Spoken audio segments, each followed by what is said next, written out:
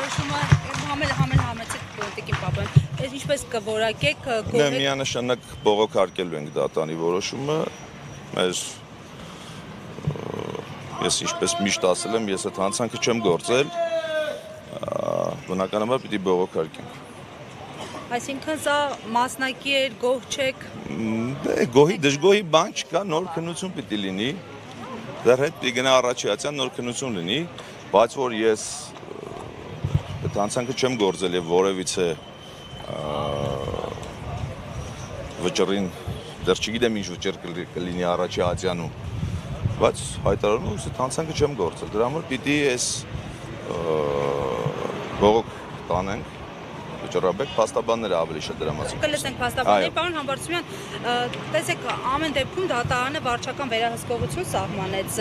թեև իշխանական տարբեր շրջանակներ ասում էին Համբարձումյանն այն կշիռը չունի, որ կենտրոնանան նրա վրա, քաղաքական այն կշիռը չունի, բայց փաստացի շարունակվում է ձեր այսպես իզոլացումը, մեկուսացումը։ Ինչից են օրինակ վախենում։ Ես չգիտեմ ինչից են վախենում, բայց այդ կշիռի մասին խոսացողները թող սկզբից իրենց կշիռը չափեն, տեսնեն իրանք իրենցից ինչ են ներկայացնում, որ մարդկանց փորձեն պիտակավորեն եւ առհասարակ ես միշտ ասել եմ, հերիքա մարդկանց վիրավորել, հերիքա մարդկանց մասին վատ կեղտոտող կարծիքներ հայտնել եւ այլն։ Այդ կշռի մասին խոսացողները թող իրանց կշռի մասին խոսեն, տնանք իրանք ովքեր են, իրանց ապրած կյանքին նայեն, ինչ են արել, նոր մարդկանց պիտակավորեն եւ այլն։ Պարոն Համբարձումյան, եւ քանի որ չգիտեմ ինչից են վախենում, դա էլ հարցի պատասխանը։ Եվ քանի որ մասիսցիների մեծ մասը անհամբեր է, որ դուք վերադառնաք քաղաքական պրոցեսների, դառնաք նորից։ Դրա մասին կհայտարարեմ։ Եվ հանայև այդ առումով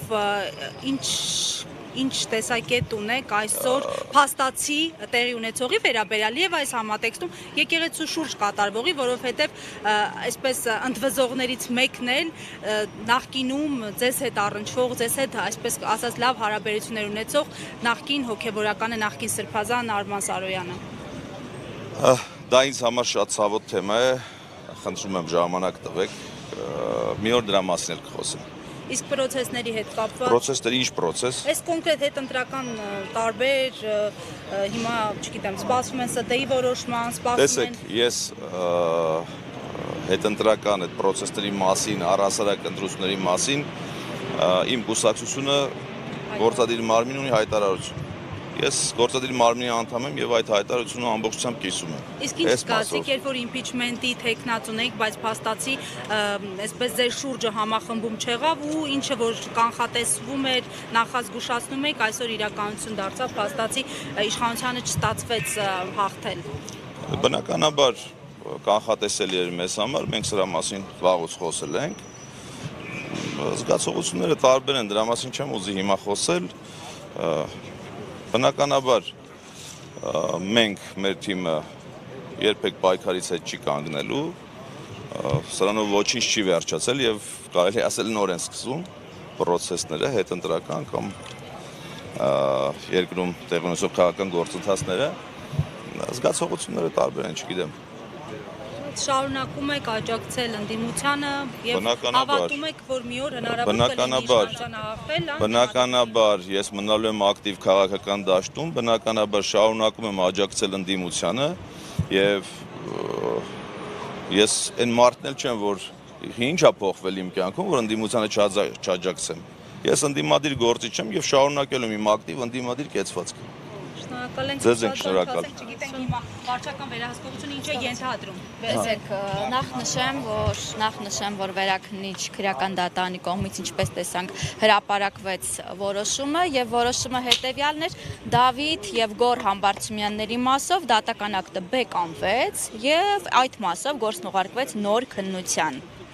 Ես նշեմ, որ վերաքննիչ բողոքի մեր պահանջներից մեկն էլ դա է եղել, այսինքն մենք խնդրել ենք վերաքննիչ դատարանին կամ արդարացնել պարոն Համբարձումյանին, կամ բեկանել դատավճիռը, քանի որ ունեինք լիիրավ կարծիք հայտնելու, տեսակետ հայտնելու, որ Արաչյանի դատարանի կողմից կայացված, Չիչյանի կողմից կայացված դատական ակտը եղել է ոչ հիմնավոր եւ ոչ օրինական։ Եվ մեր մյուս պահանջը եղել է այդ մասով Դավիթ եւ Գոռ Համբարձումյանների մասով գործն ուղարկել Արաչյանի դատարան, այլ դատական կազմով, այլ դատավորի մոտ նոր քննության։ Եվ ինչպես տեսանք, մեր պահանջներից դա բավարարվեց։ Մենք չգիտենք իհարկե բնականաբար որոշում չի տրամադրվել, քիչ առաջ հրապարակվեց որոշման եզրափակիչ մասին եւ մենք չգիտենք պատճառաբանությունները, չգիտենք ինչ հիմքով է բեկանվել ուղարկվել նոր քննության եւ թերևս այդքանը կարող եմ ասել այս պահին այս փուլում դեռևս մենք գոհ ենք վերաքննիչ քրեական դատանից կայացված դատական ակտի համար, հետագայում արդեն երբ որ կստանանք պատճառաբանությունները կտեսնենք, ես կարծում եմ մենք նաև վճռաբեկ բողոք կներկայացնենք այն պատճառաբանությամբ, որ վերաքննիչ քրեական դատարանը այս փուլում կարող էր նաև արդարացնել, այլ ոչ թե գործն ուղարկել նոր քննության, թեև մենք ակնկալում ենք, որ գործի նոր քննության ընթացքում եւս պետք է կայացվի արդարացման դատական ակտ եւ այո, մասնակի բավարարեց ուղարկվեց նոր քննության եւ վարչական հսկողության մասով էլ նշեմ, ըստ էության ինչպես տեսանք խափամիջոցտնային կալանքը փոխվեց վարչական հսկողության եւ վարչական հսկողության հետ կապված դատանը միայն երկու նկատառում կատարեց, որ պարոն Համբարձումյանը պարտավորվում է շաբաթական մեկ անգամ ներկայանալ իր հաշվառման վայրի պրոբացիայի ծառայություն եւ այնտեղ համապատասխանաբար ներկայանալու ստորագրել եւ չշփվել սույն վարույթով տուժողների հետ։ Այդքանը։ Ձեզ եւս։ Ես ճիշտ գիտեմ, որ նաև վաղեմության հարց կա, այստեղ ժամկետների խնդիր չկա։ Վաղեմության հետ կապված մենք խնդիր չունենք։ Չէ,